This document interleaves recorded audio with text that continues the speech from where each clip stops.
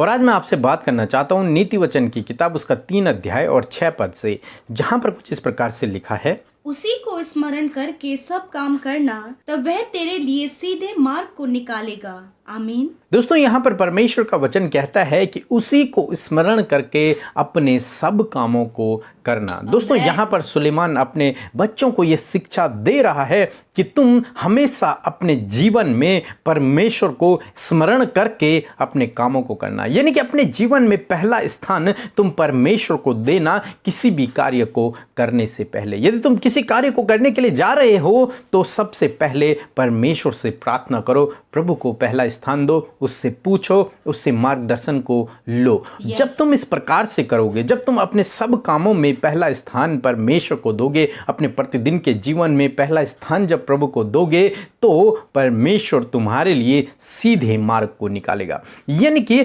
परमेश्वर तुम्हें सरल रास्ते को दिखाएगा, सही मार्ग को बताएगा। क्योंकि हम सही मार्ग को नहीं जानते हैं। हम सोचते हैं कि ये काम इस तरीके से पूरा हो सकता है, इस मार्ग पर चलकर मुझे सफलता मिल सकती है, या फिर मैं इस कार्य को सफल कर सकता हूं। परंतु कई बार ऐसा नहीं होता। जब हम अपनी ज्ञान बुद्धि से काम करते हैं तो कई बार हम लोग असफल हो जाते हैं। लेकिन परमेश्वर का वचन इसीलिए हमें बताता है क्योंकि परमेश्वर हमारा भूत भविष्य वर्तमान सब कुछ जानते हैं। उन्हें पता है कौन सा रास्ता हमारे लिए सही है, उन्हें पता है कौन सा व्यक्ति हमारे लिए सही है, उन्हें पता है कौन सा काम हमारे लिए सही है, उन्हें पता है कौन सा रास्ता सरल है, किस रास्ते से हम जल्दी पहुंच सकते हैं, वे जानते हैं।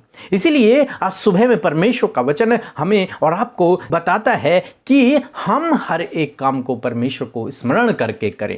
अपनी ज्ञान बुद्धि समझ से न करें, बल्कि हमेशा हर एक काम को शुरू करने से पहले हम परमेश्वर से प्रार्थना करें कि प्रभु तू मुझे सही दिशा निर्देशन दे, तू मुझे सही दिशा निर्देशन दे। ये नहीं कि पहले हम डिसीजन ले लें फिर हम परमेश्वर से प्रार्थना करें कि प्रभु तू इस काम को सफल कर। नहीं, ऐसा नहीं।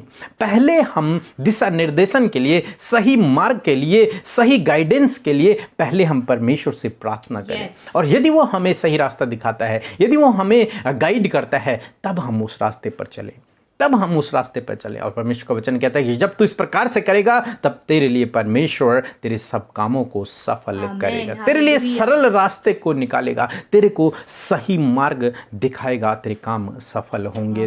दोस्तों हम लोग देखते हैं उत्पत्ति किताब उसका 24 अध्याय में, जब अब्राहम ने अपने सेवक को इसहाक के लिए पत्नी लाने के लिए भेजा, एक लड़की को खोजने के लिए भेजा ताकि वो इसहाक से उसकी शादी करवा सके। उसने अपने एक सेवक को भेजा और उसका सेवक एक लड़की को ढूंढने के लिए निकला।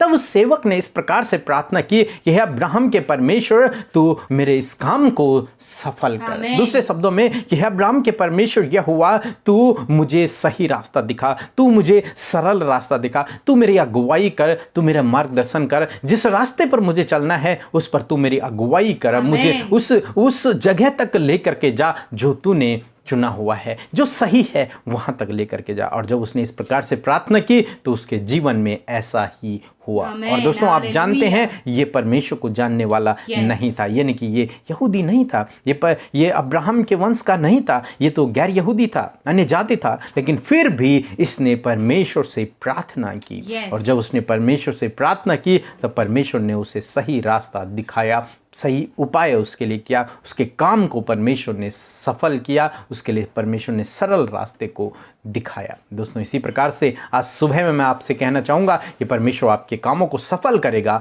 परमेश्वर आपको सही मार्ग दिखाएगा और परमेश्वर आपको सरल मार्ग दिखाएगा। कब? जब आप उससे प्रार्थना करेंगे, जब आप उससे गाइडेंस को मांगेंगे, जब आप उससे सही मार्ग का दिशा निर्देशन को मांगेंगे, तब प्रभु आपके कामों को सफल करेगा। प्रभु आपको इस वचन के द्वारा बहुतायत से आशीष दे। आमीन।